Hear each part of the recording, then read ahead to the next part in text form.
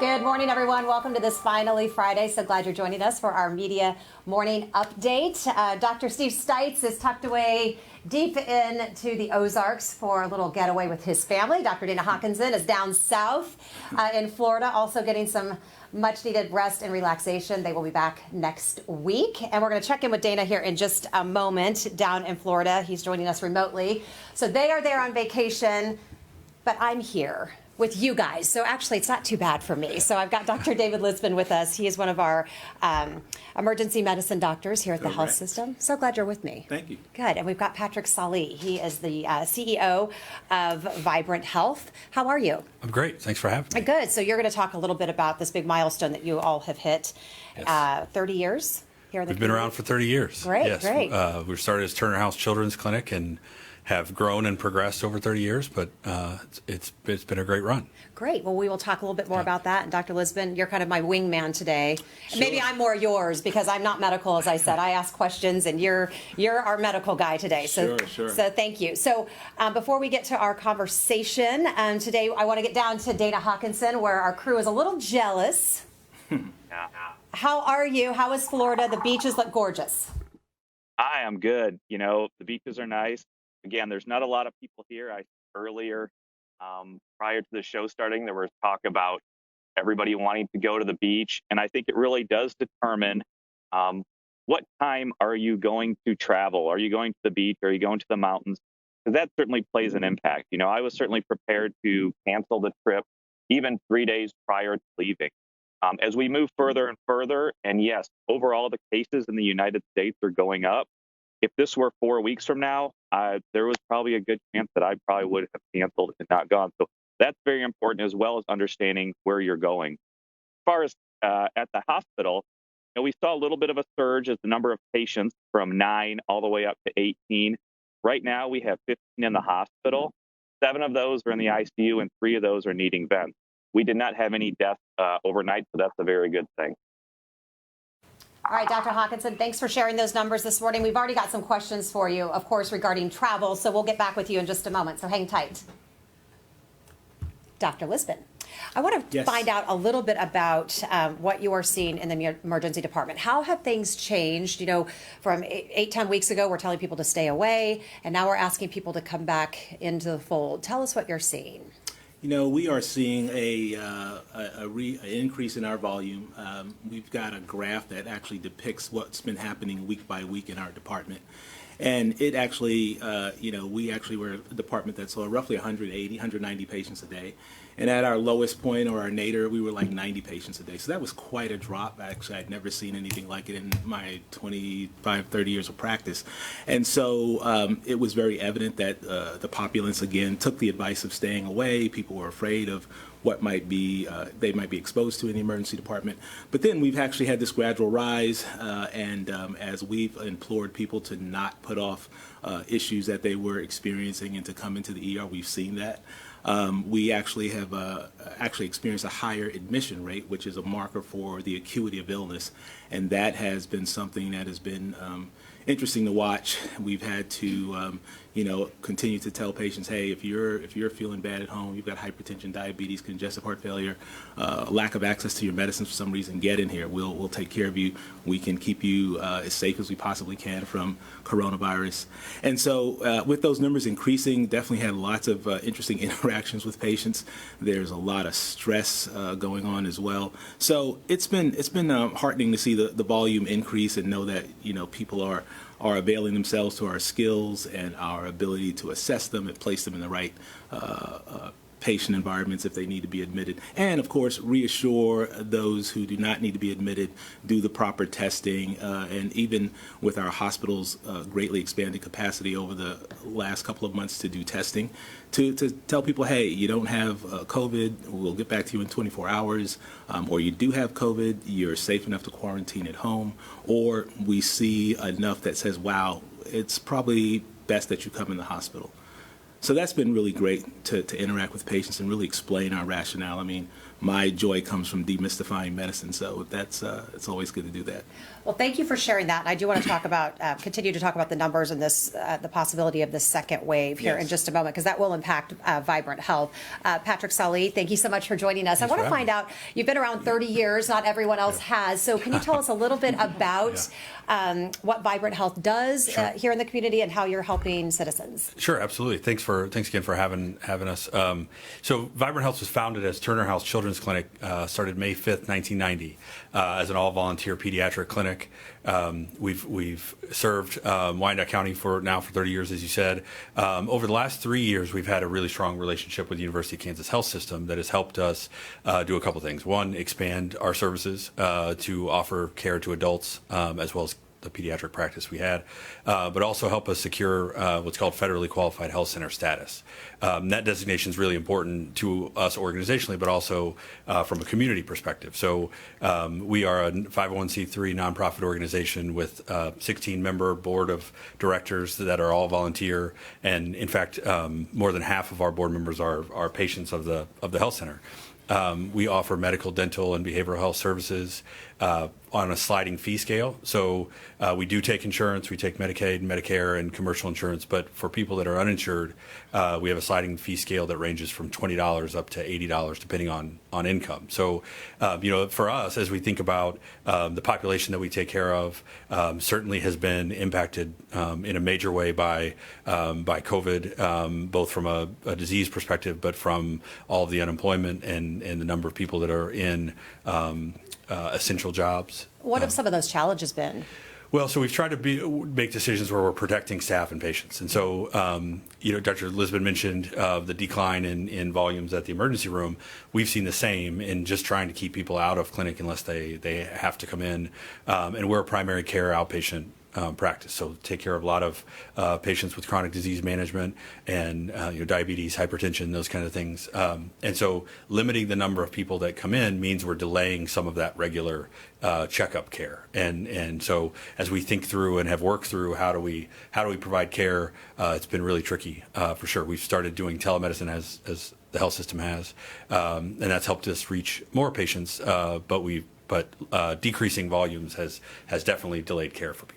And today I want to talk a little bit about healthcare inequality in our community, how that impacts everyone. We'll get to that topic in just a little bit. I think we want to open up the conversation to any media questions.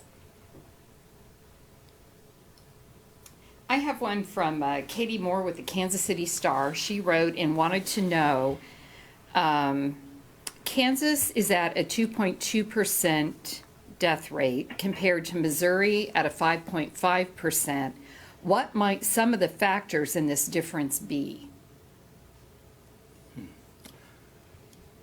It's not completely clear to me. I had been following those numbers, and they were much closer, perhaps, it was 3 to 4 weeks ago. It was like a 2 versus 3%. To hear that it's now 5% is certainly alarming. I am not 100% sure if once again, the concentrated clusters that St. Louis County has, as well as some of the other areas in St. Louis might be driving some of that. Mm-hmm. I do know that I think the populations are somewhat equal in terms of, I think, people over 65. I don't think there's a great difference there. I would say overall, I suspect Missouri probably has a little bit more urbanity, if you want to use that term, with it. But I'm not 100% sure why that rate is different, to be honest. Dr. Hawkinson, do you have anything to add to that? Yeah, I totally agree with Dr. Lisbon. The other issue is these numbers are going to change. They're going to vary from week to week, 2 weeks to 2 weeks, depending on what window you're looking at. I certainly think that you have Kansas City, Missouri, plus you have St. Louis, Missouri. So those are two fairly big urban centers compared to, say, Kansas City, Kansas, and the metro area here on the Kansas side. So I think that probably plays a role in it. We have, I think, been really fortunate, and we saw that the clusters out west in Kansas, really, we haven't seen a lot of those hospitalization or death rates, and I think that's a great thing. But I think these numbers are going to continue to change until we're able to look back retrospectively at everything. And we keep saying 2 weeks, 2 weeks, 2 weeks. These are types of things that we're going to have to continue to evolve and look at 2 weeks down the road, 4 weeks down the road, things like that. So a new study just came out from a Harvard researcher saying that it was 100,000 deaths. Now they're looking at possibly 200,000 deaths by the end of the summer. Dr. Hawkinson, I want to get your thoughts on that here in just a moment. But Dr. Lisbon, I mean, is this a reality? Where do we stand today, and what are your thoughts on that study? I'm not familiar with all the specifics, of the study. When I think Dr. Fauci estimated the 100 to 200,000 number, and we passed that 100,000 number, I've been somewhat heartened or rather feeling better about the fact that presently it's 114,000. So if what he predicted was to come to pass going straight forward, it seems to have slowed, I would say, the death rate. I do think that with the ability to look at how we treat COVID, gaining insights from folks who've had the worst cases and worst morbidity and mortality with COVID, I think the medical community has figured out a little bit about what to do about interacting, or rather impacting early the course of the disease, meaning, decide who needs to be intubated or decide who needs to just have high oxygen therapy, utilizing all the adjunctive measures to stabilize people's other medical conditions. And I suspect that to some extent the at least slowing in what I think is the death rate is probably due to just the learned experiential knowledge of folks on the front line like myself and Dr. Hawkinson as intensivists tried to deal with this pandemic. What do you see that second wave looking like? So it's COVID interesting. looks like. Yeah. I looked at the numbers that our health system has provided. Like right now, there are 10,650 cases in Kansas, but it looks like to some extent the rate of new cases is at least flattening. There's still these spikes which we saw after Memorial Day, but I did note that none of them are still as high as early in May. So I think on May 2nd we had 71 new cases in I believe Wyandotte County, and then a few days after Labor Day it was only 59. So we're seeing spikes, but they're not as high as the height of our interaction with COVID. Now, as far as what happens in the future, I am certainly a little concerned. I've looked around the country and looked at some of the spikes in places like Alabama, Florida, South Carolina, and it does make me concerned that, wow, and I'm just like everybody else, want to get back out there, want to have dinner with folks, but I think we've got to just, because it's not beat yet. We haven't beat back coronavirus yet in terms of its infectivity, in terms of its potential to spread in crowds. So I'm still I'm hugely in favor. You got to continue to wear those masks. For our immunocompromised, hypertension, diabetes, cancer folks, you just cannot do large gatherings. And that's the message that we've that's the message been hearing I would from have. you all. Yeah. We're going to get to community questions here in just a minute. But Dr. Hawkinson, anything to add? I mean, how do we stay away from being a part of that large number here in our area? Yeah, that's tough to really know. Again, I think we may have passed, was that 2 million cases in the United States or so? Say we have minimum of 300 million people in the United States. That's still 1% or less than 1% of the total population.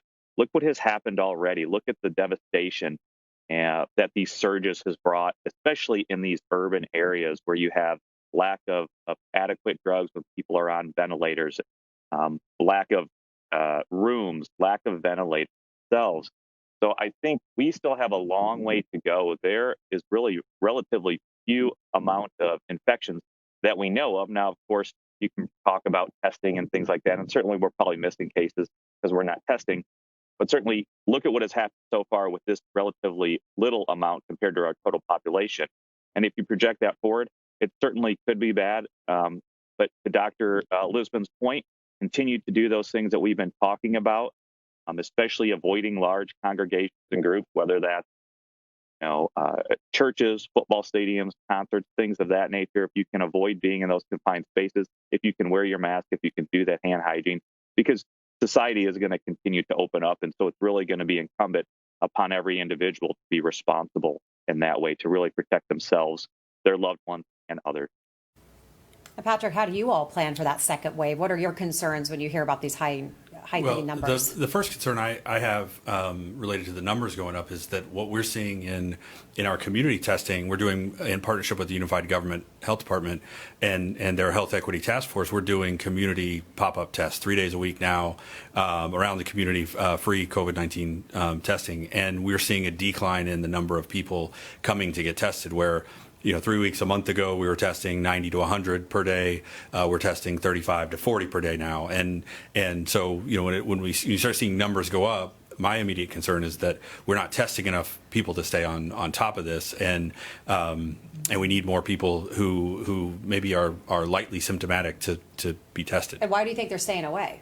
I think there's a number of reasons. I think there's fear of the system. I think there's still a lot of unknown around frankly, the fact that you can survive this, that lots of people survive this. I think there is a significant amount of fear of to what happens after a positive test, and people are scared of that. And frankly, there's a lot of people in Wyandotte County that are uninsured and think about it also from a financial perspective. So are you seeing that here when you see people come into the emergency department? Absolutely. Emergency physicians are great with stories, and I had a gentleman who came and was triaged to our area that we try to treat people who are likely positive for COVID, but are not so ill that they will need the intensive management of our main emergency department.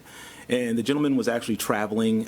He stated he wasn't insured. I actually talked to him and said, boy, your x-ray looks like you have a decent chance of this being the COVID virus. His oxygen saturation was a little bit low, but really he was otherwise healthy. And his labs came back, they were a little bit off. And I said, my personal medical recommendation is that you be hospitalized.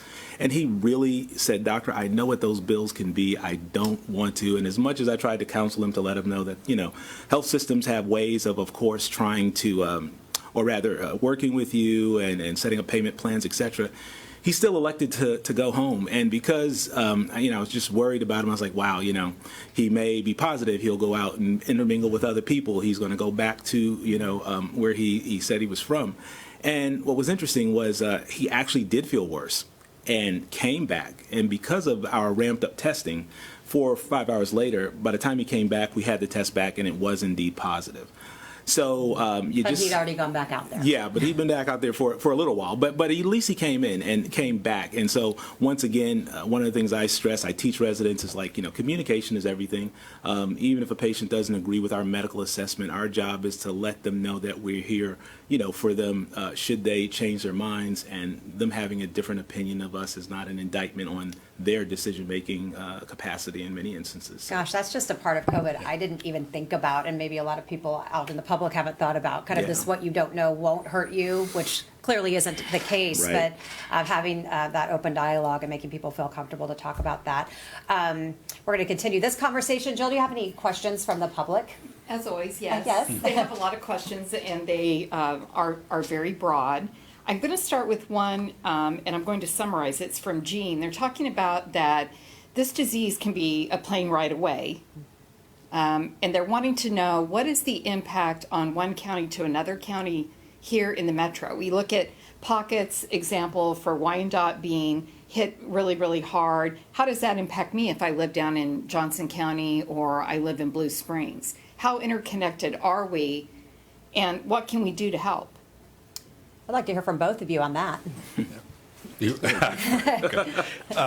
I think the answer to that is we're all incredibly interconnected, and you can't assume that if it's happening in Wyandotte County, it's not happening in Johnson, or it's not easily accessible. And the story Dr. Lisbon just shared on the gentleman coming to the ER and then leaving is a perfect example. And these borders are very loose, and so people are traveling back and forth. People are going to restaurants. People are doing all sorts of things where we're going to interact with each other. And I think that this pandemic has shined an additional light on what many in healthcare already knew in the disparities, both racial and economic, in our health system in a broad sense, and that investment in care for people who are uninsured and at or near the poverty line, and for all sorts of reasons, matters, and it impacts everyone. Yeah, Dr. Lisbon, Yeah. how do we help people understand, how healthcare inequity affects, even if it affects you indirectly, how do we make sure people understand that? Well, I think Patrick's point is 100% accurate, which is not only is it kind of porous, I mean, people in one community may go to work in a community that has a lot more job opportunities. And so you can't separate yourself with who you're going to interact with, because in some instances, folks go where there's opportunity. And if some communities have more opportunity than others, it becomes natural that their workforce might come from various places. And I think the Johnson County, Wyandotte County comparison is incredible. It's I looked up the numbers. The median income in Johnson County is something like $75,170, and the median income in Wyandotte something like $43K. So that's a $30,000 difference. Even after taxes, that probably comes down to somewhere around $800 a month that could be utilized for people to change some aspects of their life. Not least of which, as Patrick said, might be insurance coverage. Sure. You can actually do that. And so, they did a study in Chicago, a couple of neighborhoods just like ours, side by side, different ethnic variation in terms of population. And same thing, 101,000 median income in one community and 60 in another. So that's a $40,000 difference. So these side-by-side communities that are separated by ethnic concentrations, racial concentrations, if you want to call it that, do mirror the ability to have resources and access. And that's not coincidental.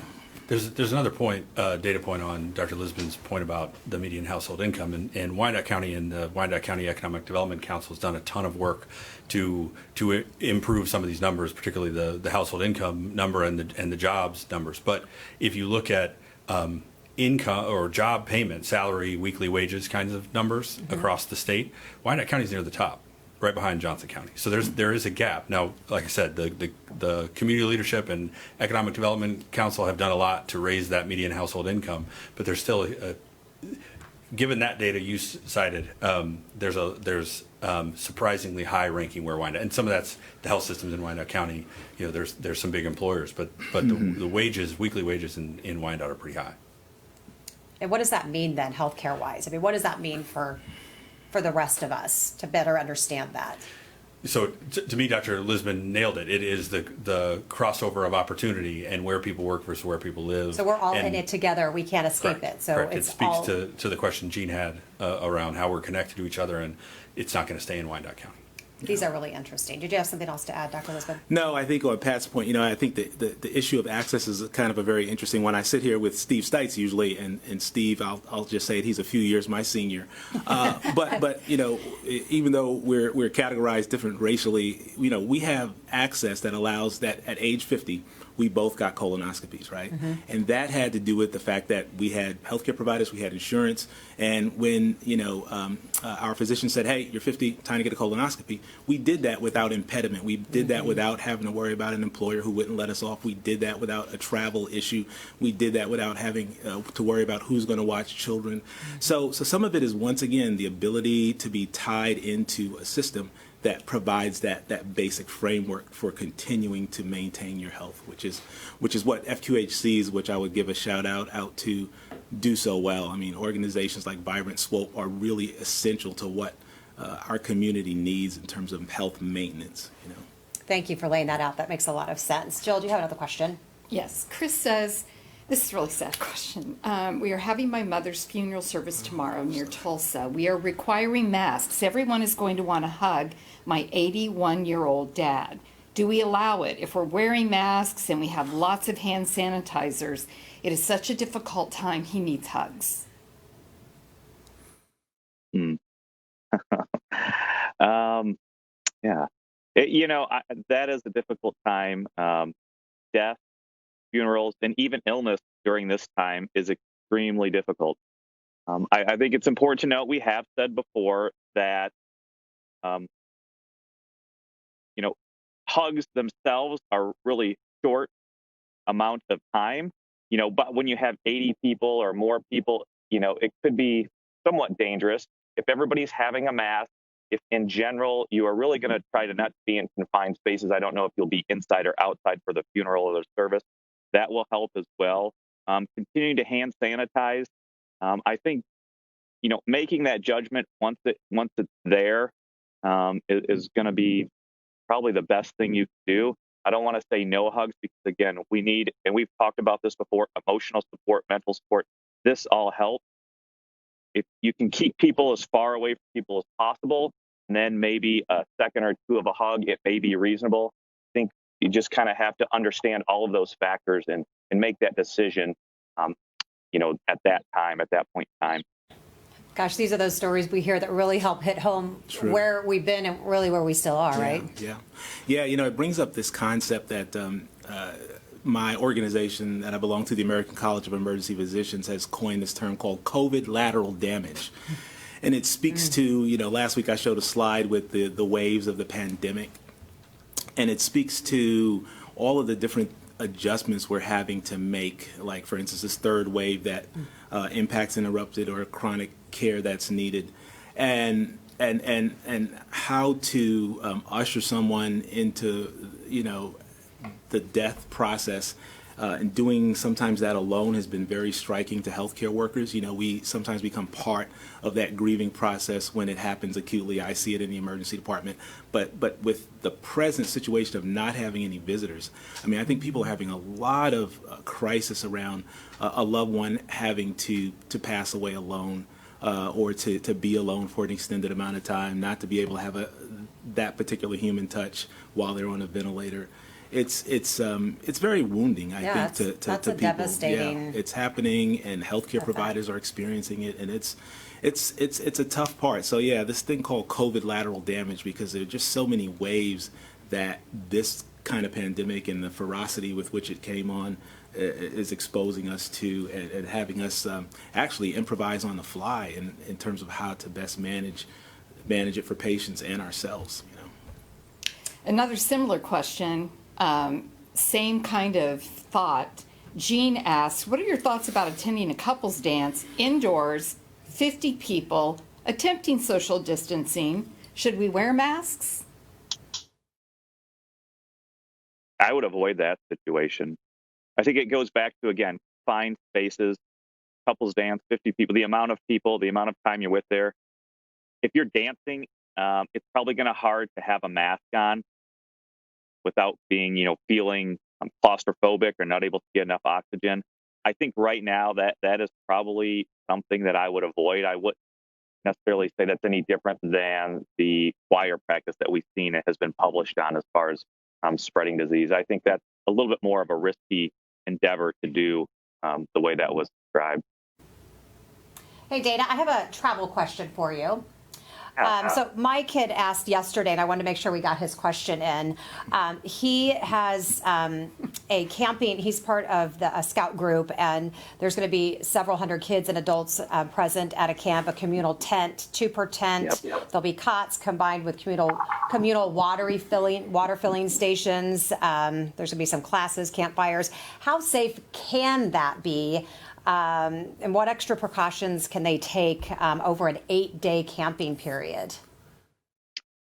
Yeah, I think that still sounds risky. Number one, you have so many people together.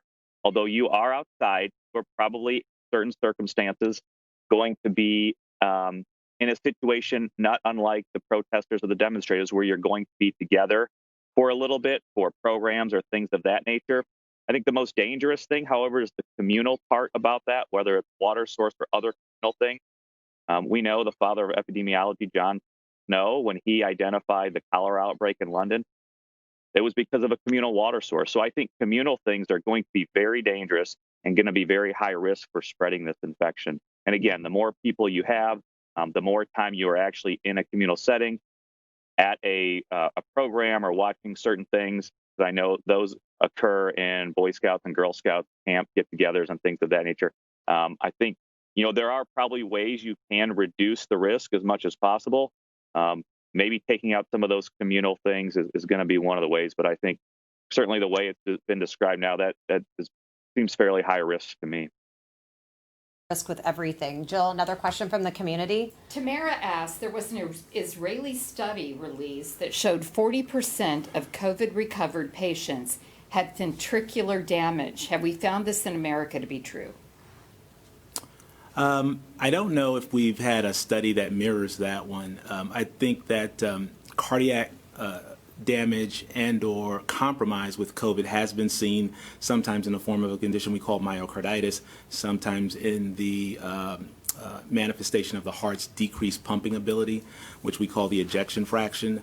But I'm not aware that we've duplicated that number to that extent. I really am not. Are you, Dana? No, I would agree with you, Dave. You know, as you have talked about, we know that in critically ill patients, we have seen that their heart function has been compromised.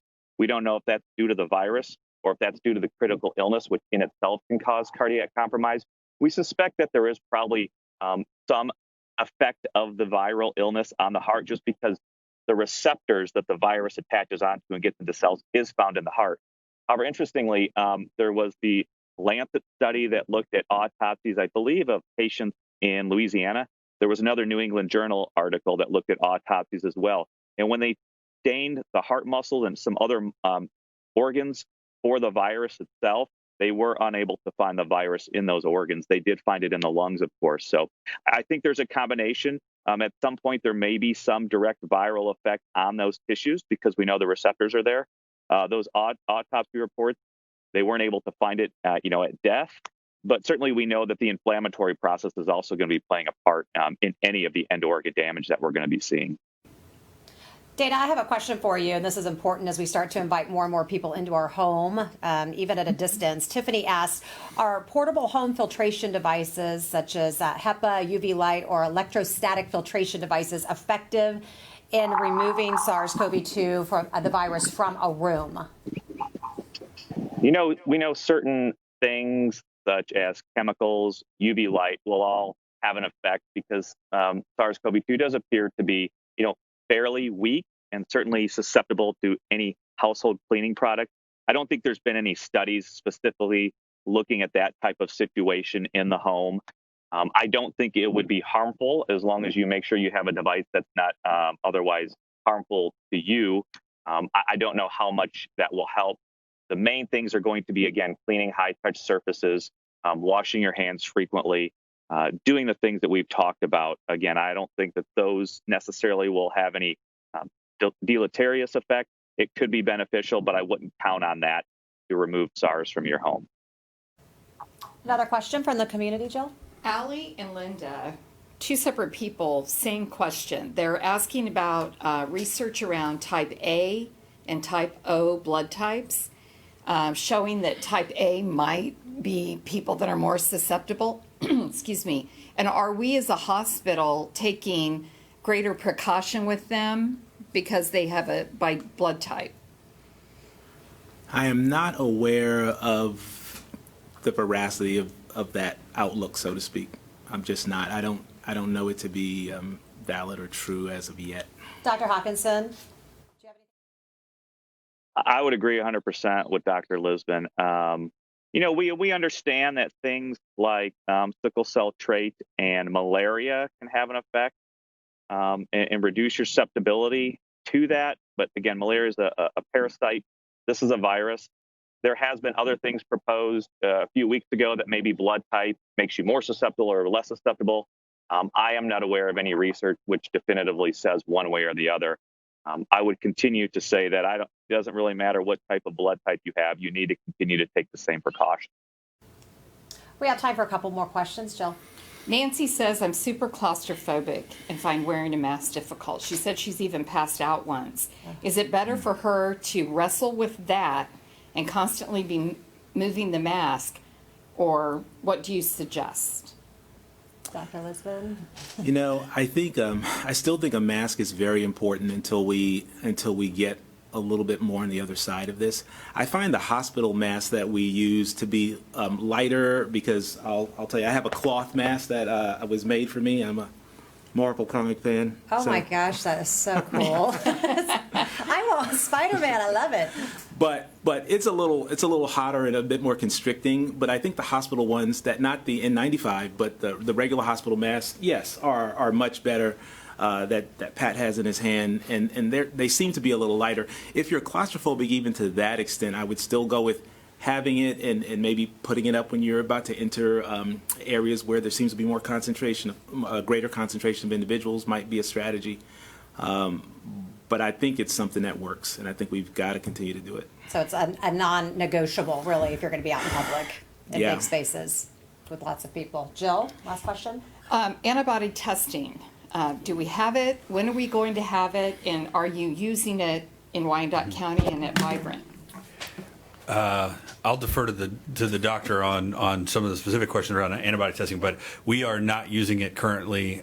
We are exploring timing on using it and sort of efficacy of what are we trying to accomplish with using it. Right now, it seems to be certainly data would be helpful for knowledge and our understanding of this virus and what's going on. But as a diagnostic tool or creating a treatment plan, it so far hasn't proven to us that it's the right thing for us to be doing. Anything to add, Dr. Lisbon? No, I don't. I would probably defer to Dana about the antibody testing as of yet. What I know is it's not distinctly proven ready for prime time yet in a large sense, but yeah. I agree with both of you, absolutely. We are working on the health system, getting a platform. There were validation of 3 different tests to see which one was the best to use for the health system. Again, I don't think that we really understand how to use the antibody test on an individual level. It would be good, say, on a population level to look at the prevalence of the disease and has it passed through this community or in what way. But certainly for an individual level, unless you are going to be donating plasma for help with the convalescent sera for patients' treatment, we don't really know how to use it. There was possible use, say, in college athletics, just so that we could evaluate if you've had infection by the virus. And then would that prompt something else like a cardiac evaluation or something like that? But that is a very specific circumstance. Otherwise, on an individual level, we surely we don't really know how we would use that at this point in time. I think we have time for one more question from the public. Yeah, and this is totally up to Dr. Hawkinson if he wants to reveal as he sums up his final thoughts for today. Everybody wants to know, where are you? Where is that beach? That's a good question. This beach is just outside of Tampa. So nothing too exotic, no out of the country, obviously. Wasn't lying. I am in Florida, just outside of Tampa on the Gulf Coast. So that's where we're at. Otherwise, final thoughts. I would like to go back to one of the first questions about treatment and concern about finances. That is absolutely a concern every day. The health system gives out charity care every day. Our goal in the health system is to provide you with the best care so that you continue to live. Not only that, but you continue to have the best quality of life as possible.